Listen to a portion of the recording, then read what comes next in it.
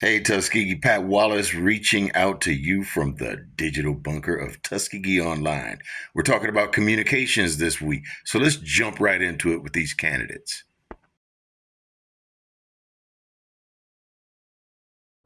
Okay, Tuskegee, we are back. We got three more questions for our candidate, Mr. U.L. Brownlee. Mr. Brownlee, welcome to the forum. Thank you for having me. Today we're talking about communications. Very specifically, we've had issues with communication between the officials and the citizens of Tuskegee for quite some time. Everybody's seen the citizens' communications at the city council. So let's get right into these questions. First of all, if you are elected, Mr. Brownlee, how will you keep citizens informed about important decisions, upcoming meetings, and policy changes in a way that is easy for everyone to access and to understand? Very good question, Pat, and that is the one thing that comes to my mind is transparency. I am a very open book, transparent individual. Specifically, I think social media is something that everybody is involved in, but even before that, having weekly, bi-weekly meetings to inform the citizens after gathering up the citizens that really matter and hearing their voices and allowing them the opportunity to know exactly what was going on, whether they're at the council meeting or not. I want to inform everybody about everything that's going on, step by step, move by move, grass fiber by grass fiber, and everything that we're doing to move our community forward.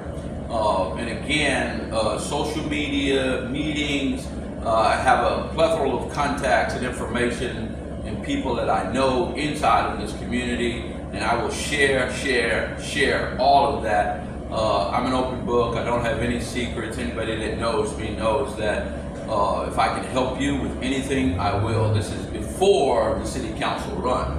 So I am just who I am, and that's all that I am. I intend to be a leader, as I've always been, inform the people as I've always done, and just do it at another level, and let's get it done. Okay, so let's get into the specifics of this, Mr. Brownlee. How do you plan to create consistent two-way communication between your office and residents so that the citizen feedback is not just heard, but acted upon? You always, Pat, is a very good question. I think being able to have those meetings and have a portal in which people can communicate through not just social media, but a direct line. My number is 334-421-2218. It's been the same, it will remain the same, and if I decide to change it, you will be the first to know. I did the same thing at the lake in the boathouse. I posted my number on the board there, so wherever people came from, they would call me. Communication has always been one of my strong points, and I will always use communication to relay information to the citizens of this community, not just in District 5, but of course District 5, but throughout the entire city. Both high-level and low-level individuals will know exactly what's going on, as well as putting stuff down on paper. I love to put stuff down on paper and transfer information to make sure that everybody is informed of exactly what we're doing, step by step. Excellent. This is a little tougher question, brother. In the past, many residents have felt that the elected officials only engage with the public during campaign season and then they disappear from view. What will you specifically do, Mr. Brownlee, to prove that you won't fall into that same pattern? And how will citizens be able to hold you accountable if you do fall into that trap? Oh man, you're right. That is a very good question. I don't know about how tough it is because it's just real. So the reality of it is that again, I am very open, and I know most of the people in this community know that I have been a staple in this community in terms of what I've done.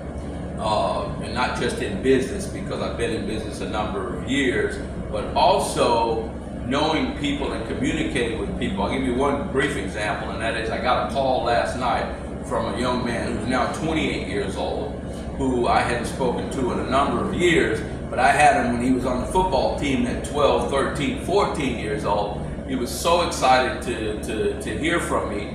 I helped him then, and my line of communication is still open a dozen years later, or however long it is again later. So he promised me he was going to be in town next week, and he was coming to see me.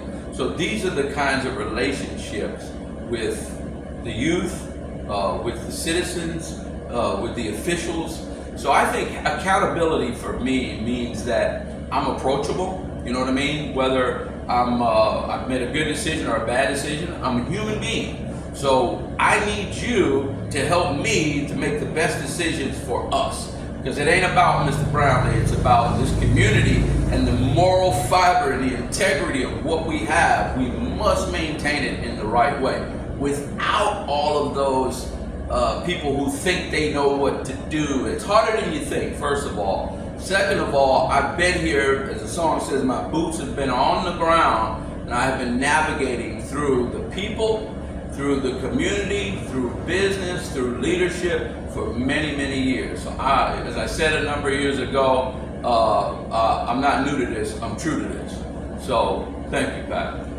Thank you, Mr. Brownlee, for giving us a few minutes of your very valuable time. And to the citizens and residents of Tuskegee, make sure you have your voice heard. Be a part of the motion, be a part of the movement. Be at the polls on August 26th and make sure your voice is heard. Join us for the next one. Peace out.